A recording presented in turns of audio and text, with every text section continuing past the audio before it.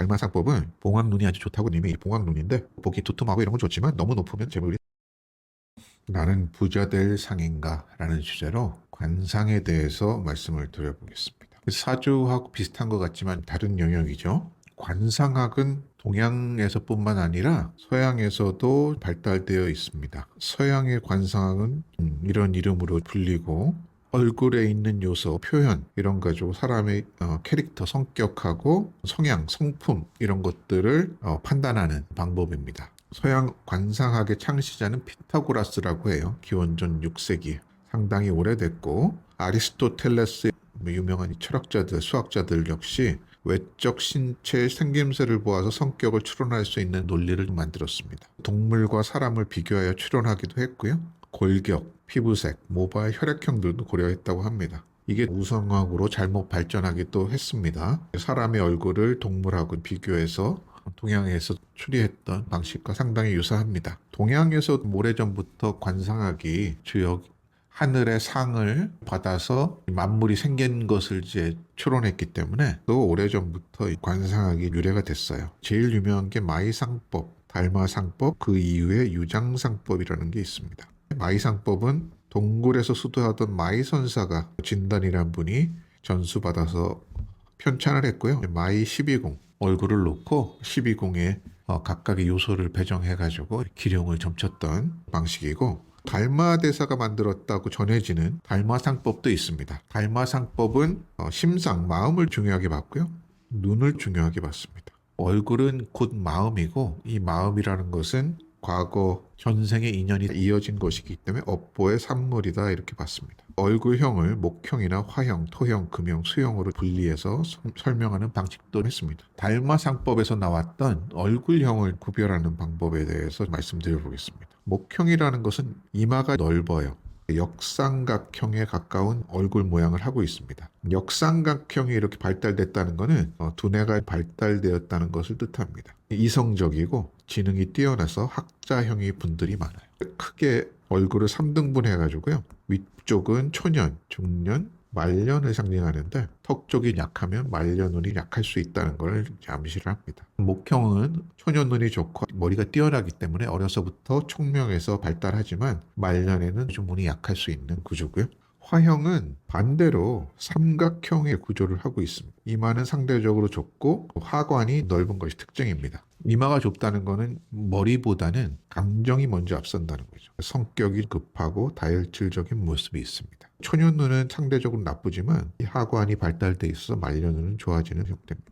토형은 중앙이 넓은 형태고 이마는 상대적으로 좁고 하관도 상대적으로 좁은 여기 가운데 부분이 넓은 형태예요. 이마가 좁다는 것은 두뇌보다는 손발 위주로 살아가야 되는 사주고 성격이 느리고 보수적이고 대부분 부지런하다.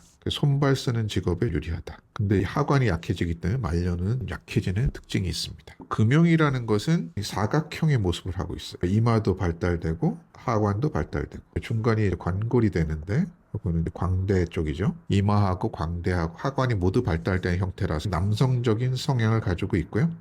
이마도 발달되니까 두뇌도 발달돼 있고 승부욕도 강하고 사업가적인 기질이 있습니다. 아래쪽도 좋기 때문에 중년운도 좋은데 다만 너무 강하기 때문에 말년에는 유의가 필요한 형태가 됩니다. 수형이라는 것은 둥글둥글한 형태의 관상입니다. 전체적으로 부드럽고 낙천적이고 대인관계도 원만하고 외교직이나 영업 이런 데서 돼 있고 부분에 따라서는 이마라든지 하관이 약할 수도 있는데 토형하고 비슷한 부분이 있습니다. 근데 조금 더 원만하다는 이제 차이점이 있어요.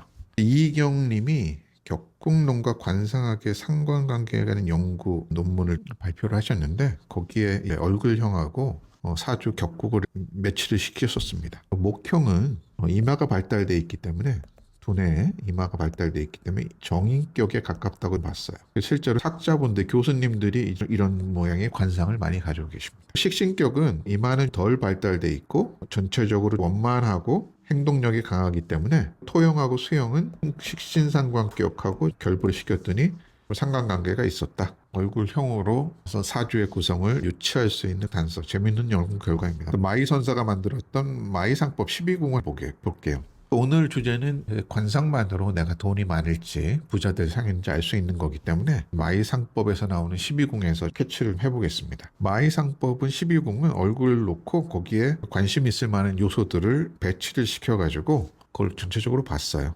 여기는 명궁이고 해당되고요. 여기 그 다음에 복덕궁, 그 다음에 전택궁, 여기는 남녀 자녀궁이고요. 여기가 재백궁, 그 다음에 노복궁, 그 다음에 천의궁 이렇게 요소가 있습니다. 이 중에서 재물운과 관련되는 거는 여기 재백궁에 있을 거고요.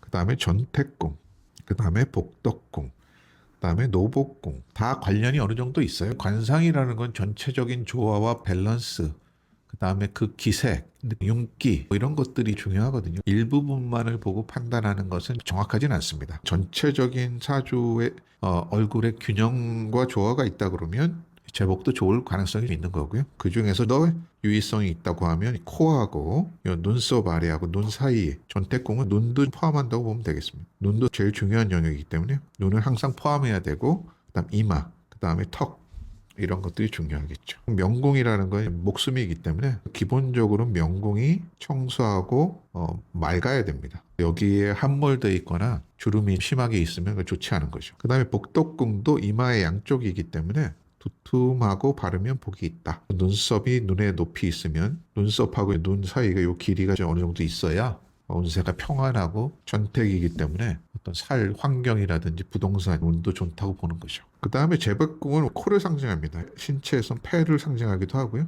옛말에 코가 잘생긴 거지는 없다 말도 있죠. 기본적으로는 풍만하고 맑고 밝아야 재물이 넉넉합니다. 현담비라고는 쓸개 모양, 여기 쓸개거든요. 쓸개처럼 뭉툭하고 여기 준두라고 하는 부분인데 이게 뭉툭하고 살집이 있는 게 좋고 옆에 콧망울이 콧구멍이 보이지 않으면서 살집이 있으면서 두툼한 게 좋습니다. 준두, 요 코끝이 뾰족하면 재물이 흩어져 좋지 않습니다. 성형을 할 때도 너무 뾰족뾰족하게 하는 것은 좋지가 않습니다. 그 다음에 콧구멍이 들여다 보이는 것도 재물이 분산된다. 코가 잘 생겨야 제복이 좋다고 몇 분들은 봤습니다. 전택궁은 눈동자부터 해가 눈썹까지인데 눈속자가 검으면 일이 번창하고 제일 두려운 것은 실핏줄이 눈동자를 침범하는 것이다. 이렇게 봤습니다. 일을 열심히 하다 보면 피곤해서 실핏줄도 생기겠죠. 스마트폰 시대고 이게 없는 게 더 이상하지 않습니까? 실핏줄 생겼는데 나 망하겠다 이렇게 생각하시면 안 됩니다. 제 친구 중에서도 실핏줄 터진 친구가 가장 돈이 많은 친구입니다. 옛날에 청정한 때 살던 분들의 시각에서 보면 너무 맞지는 않으니까 참고만 하십시오. 어떻든 실핏줄이 터지는 건 피곤하다는 거니까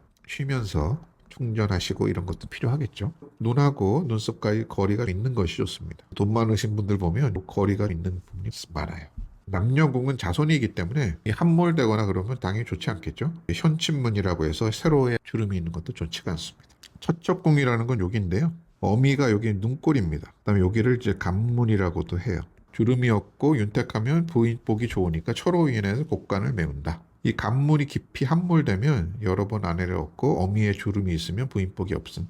눈꼬리 예전 분들은 주름이 있으면 안 좋게 봤죠. 근데 뭐 그것 같지도 않습니다. 그리고 간문의 기색이 어둡고 검은점 사막이 사선주름이 있으면 음욕이 많다. 여기 빛깔이 조금 어두우면 음욕이 많다고 봤습니다. 어떻든 기색은 맑고 밝고 것이 좋아요. 어둡고 이런 것들은 어디나 좋지는 않습니다. 기래궁은 산근이라고 하는 여기에 있어요. 산근이 운뚝 솟아가지고 있으면 재앙이 없고 여기가 꺼져 있거나 그러면 병에 취약하거나 초년에 고생하거나 일이 안 되거나 이런 부분이 있습니다. 천의궁은 여기에 해당돼요. 여기가 함몰되면 주거할 공간이 없거나 그렇게 되고 두툼하고 풍만하면 벼슬로 인한 근심이 없다. 돌아다니면서 일할 수 있다. 공통적으로 나오는 것들은 상당히 유사합니다. 빛깔이 좋고 맑고 두툼하고 살결이 얇거나 이런 것도 좋지 않다고 봤습니다. 그다음에 관록궁은 여기 명궁 위에 자리 잡은 것이고요. 여기도 맑고 깨끗하게 맨다고 상처나 점이 없어야 관직이 오래 간다. 상모궁이란 건 전체적인 모양이에요. 이마는 초년,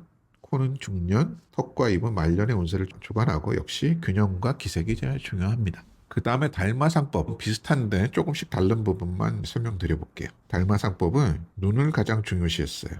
눈이 한 50% 정도로 봤습니다. 봉황 눈이 아주 좋다고 했어요. 탤런트 유승우님이 이 봉황 눈인데 봉황이 어떻게 생겼는지 전 못 봤는데 그래도 봉황 눈이 있답니다. 참고만 하시고요. 이렇게 생기면 봉황 눈으로 아주 좋다. 이렇게 봤고요. 그 다음에 안 좋은 눈의 사례는 물고기 눈이 있는데 언급은 하지 않겠습니다. 물고기 눈을 하면 좋지 않다고 봤습니다. 그래도 마음 좋은 것만 못하다. 심상. 마음을 곱게 쓰고 착하게 먹으면 얼굴에 다 드러납니다. 나쁜 마음을 먹으면 얼굴에 쎄한 느낌이 있죠. 이건 결국 그 사람의 마음이 주는 느낌이기 때문에 자기가 좋은 운을 갖고 싶다고 하고 좋은 관상을 갖고 싶다고 하면 마음을 곱게 먹어야 됩니다. 매사 불평불만하고 남 욕만 하고 이런 사람 얼굴이 좋지 않겠죠. 마음을 곱게 써야 된다. 이게 핵심이죠. 인당이 밝고 변지, 역마, 인당이 여기고요. 변지, 역마들이 맑게 열리면 문장이 뛰어나다. 맑으면 다 좋습니다. 눈이 빼어나고 안신, 눈에서 나온 광채죠. 안신이 편안하고 빛나면 부귀하다. 눈이 멍청하면 당연히 안 좋고 눈빛이 살아있고 또렷하고 거기서 나는 느낌이 좋으면 좋겠죠. 연상, 수상, 준두가 너무 못하면 자식이 해롭다. 뾰족한 건 좋지 않습니다. 연상, 수상, 준두. 코끝이 보기 두툼하고 이런 건 좋지만 너무 높으면 안 좋습니다. 코가 들리고 살이 얇으면 재물이 사라진다. 콧구멍이 보이거나 들창 코들을 안 좋게 봤죠. 그다음에 광골이라고 하는 건 이쪽이 광대가 되고요. 광골이 높이 솟으면 발복하고 턱이 유정하면 말려눈이 좋다. 턱도 힘이 있으면 말려눈이 좋은 거죠. 전체적인 균형이 잘 되어 있고 어떤 한 구석이 매몰되거나 이러면 좋지 않다고 본 거죠.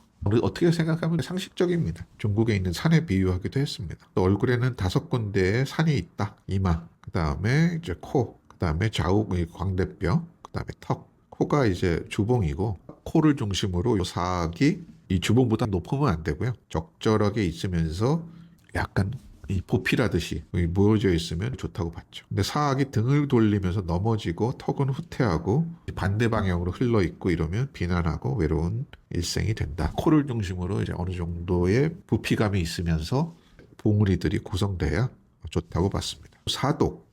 독이라는 거는 도랑이에요. 귀하고 눈하고 코하고 입하고 이렇게 해서 도랑에 비유했기 때문에 수분이 마르면 안 되는 것을 비유했습니다. 귀는 강독이라고 했고 눈은 하독, 입은 회독, 콧구멍은 제독이라고 했어요. 구비가 순하고 급하지 않아야 재산을 모은다. 옛날 분들은 둥글둥글한 원만한 것을 좋다고 봤습니다.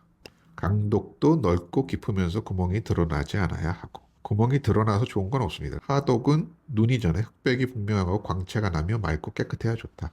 코는 크고 바르고 곧아야 하며 콧구멍은 보이지 않아야 한다. 코가 이 피부가 얇아서 벌렁거리지 않아야 한다. 이론을 만드는 분들은 달랐지만 내용은 똑같습니다. 회독은 입이 크고 붉고 두터우며 입끝이 처지지 않아야 한다. 입끝이 처지면 보기가 안 좋겠죠. 입끝이 어느 정도 있어야 인상도 좋으니까 이것도 상식적인 내용입니다. 오늘 주제가 관상으로 부자 될 상인지 알 수 있느냐였잖아요. 정민희 님이 마의상법과 달마상법을 통한 재물운에 관한 연구라는 논문을 발표하셨고 재백궁, 코의 모양하고 연봉을 조사했습니다. 콧대가 크고 콧망울이 없으면 제복이 떨어지잖아요. 그래서 연봉 낮은 분들이 경향이 있는데 연봉 높은 분들도 상당히 경향이 있다. 약간 퀘스천이 있고요. 콧구멍이 보이면 안 좋잖아요. 근데 연봉 낮은 분들도 그렇지만 연봉 높은 분들도 부분이 있어서 이것도 퀘스천입니다. 코끝과 콧망울이 풍부하고 코가 크면 이건 좋잖아요. 약간 긍정적인 부분이 있네요. 콧구멍이 보이면 안 좋다고 했는데 이 부분은 그렇게 영향이 없었고 잘 모르겠습니다. 그 위에 기색도 밝은 홍색 이런 색깔이 좋은데 연봉 낮은 분들도 색깔이 좋네요. 높은 분들만큼 좋습니다. 이것도 퀘스천입니다. 여기서 결론을 내자면 잘 모르겠다. 흔하게 알고 있는 코의 모양으로 제복을 알 수 있는지를 봤더니 잘 모르겠다. 난 논문의 결과는 그렇습니다. 이 논문에서 재백궁뿐만 아니라 복덕궁, 전택궁, 노복궁도 같이 봤어요. 코스피에 드는 회사의 CEO분들하고 일반인들을 비교를 해봤습니다. 점수를 비교해 보니까 밑에부터 보면 재백궁 코의 점수는 일반인들이 더 좋았어요. 코로 판단하니까 CEO보다 일반인들이 코가 잘생겼습니다. 이걸로는 판별력이 약하다 이렇게 보이죠. 오히려 CEO 대 이런 분들은 전택궁, 복덕궁, 노복궁의 모습이 좋았습니다. 노복궁은 턱 쪽이기 때문에 많은 사람을 다스리는 사람, 그 다음에 좀 나이가 드신 분들이기 때문에 말려눈도 좋고 직장에서 부하 이런 것들도 괜찮다. 그 다음에 전택궁도 상대적으로 발달됐습니다. 유산이라든지 부동산. 전택궁은 눈이기 때문에 전체적인 기에 있어서 단순히 코보다는 전체적인 전택궁, 복덕궁, 노복궁의 조화가 부자를 판정하는 데 유의미하다. 이렇게 보입니다. 당연한 얘기지만 특정 부분의 판단 가지고 부자 여부를 알기가 어렵고 전체적인 눈, 이마, 그 다음에 턱의 모습이 상당히 중요하다. 요거는 과거에 유명한 짤인데 TV에 나와서 특정 범죄자의 관상을 보고 제복이 있고 아주 좋다고 했던 관상가 분의 얘기예요. 관상이라는 게 행색을 잘 차려입고 이렇게 오면 거기다 끼워 맞추는 경향이 있기 때문에 여기서 좀 의문이 생깁니다. 그거보다는 사주가 더 정확하다. 저는 관상을 참고용으로만 봅니다. 오늘 관상편 요약을 드리면 좋은 마음가짐을 갖는 게 무엇보다 중요하고요. 전체적인 밸런스, 성형을 하시더라도 전체적인 밸런스를 유지하고 튀지 않게, 뾰족하지 않게 하는 게 중요합니다. 기색이 탁한 것은 좋지 않으니까 내가 피곤하고 힘들고 술 많이 마셔가지고 그러면 기색이 탁해지잖아요. 그 적절한 운동하고 관리하는 게 오늘 상승하는 효과가 있고요. 특정 부위의 관상으로 나의 제복을 판단하는 것은 오류가 많다. 전체적인 밸런스를 더 보는 것이 좋다. 자기 외모를 화려하게 치장하라는 것은 아니고 단정하게 치장한다면 그것도 좋은 개운의 방법입니다. 오늘은 관상에 대해서 다뤄봤는데요. 그럼 다음에도 재미있는 사주 영상으로 찾아뵙겠습니다. 감사합니다.